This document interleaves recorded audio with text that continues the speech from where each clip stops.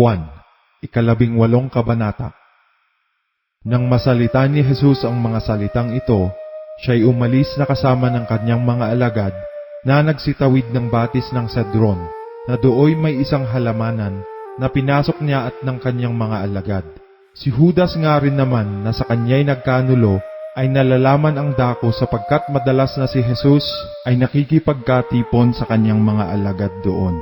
Si Judas nga, pagkatanggap ng pulutong ng mga kawal at mga punong kawal na mula sa mga pangulong saserdote at mga Fariseo, ay nagsiparoon na may mga ilawan at mga sulo at mga sandata.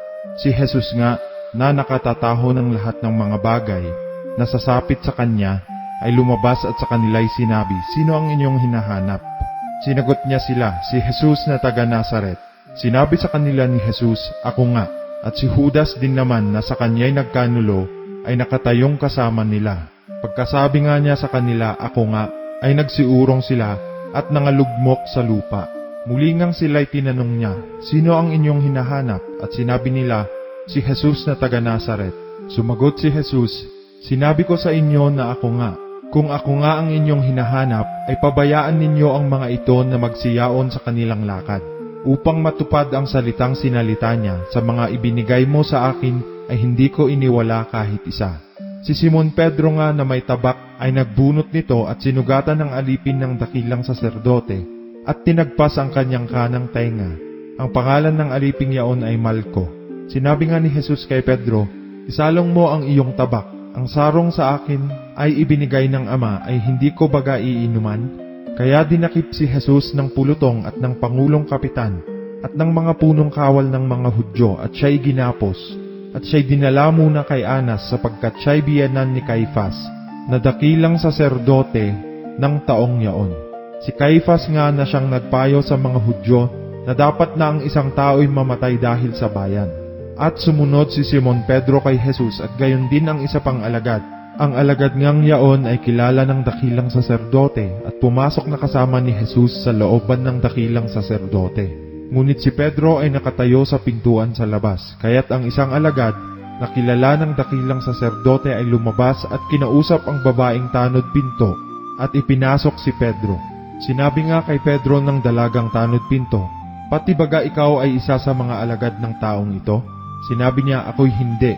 Nangakatayo nga doon ang mga alipin at ang mga punong kawal na nangagpapaningas ng sigang uling sapagkat maginaw at sila'y nangagpapainit. At si Pedro rin naman ay kasama nila na nakatayo at nagpapainit.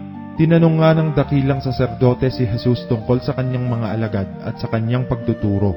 Sinagot siya ni Jesus, "Ako'y hayag na nagsalita sa sanglibutan. Ako'y laging nagtuturo sa mga sinagoga at sa mga templo, na siyang pinagkakatipunan ng lahat ng mga Hudyo, at wala akong salita na lihim.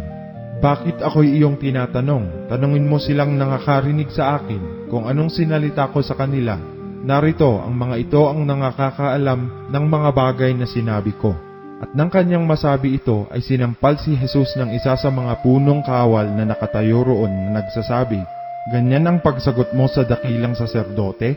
Sinagot siya ni Jesus, "Kung ako'y nagsalita ng masama, patotohanan mo ang kasamaan. Datapwat kung mabuti, bakit mo ako sinasampal?" Ipinadala nga siyang gapos ni Anas kay Caifas na dakilang saserdote. Nakatayo nga si Pedro na nagpapainit. Sinabi nga nila sa kanya, "Ikaw baga ay isa rin naman sa kanyang mga alagad?" Siya'y kumaila at sinabi, "Ako'y hindi." Ang isa sa mga alipin ng dakilang saserdote na kamag-anak ni yaong tinagpas ni Pedro ang tenga ay nagsabi, "Hindi baga ikaw ay nakita kong kasama niya sa halamanan?" Muli ngang kumaila si Pedro at pagdakay tumilaok ang manok.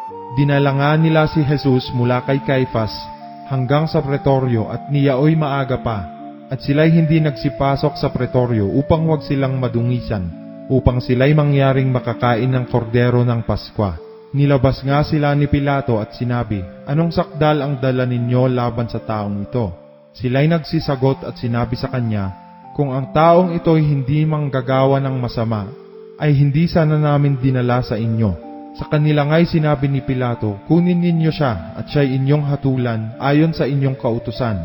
Ang mga Hudyo'y nangagsabi sa kanya, "Sa amin ay hindi naaayon sa kautusan na magpapatay ng sinumang tao." Upang matupad ang salitang sinalita ni Jesus, na ipinaalam kung sa anong paraan ng kamatayan siya mamamatay. Si Pilato nga'y muling pumasok sa pretoryo at tinawag si Jesus at sa kanya'y sinabi, "Ikaw baga ang hari ng mga Hudyo?" Sumagot si Jesus, "Sinasabi mo baga ito sa iyong sarili o sinabi sa iyo ng mga iba tungkol sa akin?" Si Pilato ay sumagot, "Ako bagay Hudyo? Ang iyong sariling bansa at ang mga pangulong saserdote ang sa iyo'y nagdala sa akin. Anong ginawa mo?" Sumagot si Jesus, "Ang kaharian ko ay hindi sa sanglibutang ito. Kung ang kaharian ko ay sa sanglibutang ito, ang aking mga alipin nga ay makikipagbaka upang ako'y huwag maibigay sa mga Hudyo. Ngunit ngayon ang aking kaharian ay hindi rito." Sinabi nga sa kanya ni Pilato, "Ikaw nga bagay hari?" Sumagot si Jesus, "Ikaw ang nagsasabing ako'y hari. Ako'y ipinanganak dahil dito ako naparito sa sanglibutan upang bigyang patotoo ang katotohanan. Ang bawat isang ayon sa katotohanan ay nakikinig ng aking tinig." Sinabi sa kanya ni Pilato, "Ano ang katotohanan?" At nang masabi niya ito ay lumabas siyang muli sa mga Hudyo at sa kanila'y sinabi, "Wala akong masumpungang anumang kasalanan sa kanya. Ngunit kayo'y may ugali na pawalan sa inyo ang isa sa Paskwa. Ibig nga baga ninyong sa inyo'y pawalan ko ang hari ng mga Hudyo?"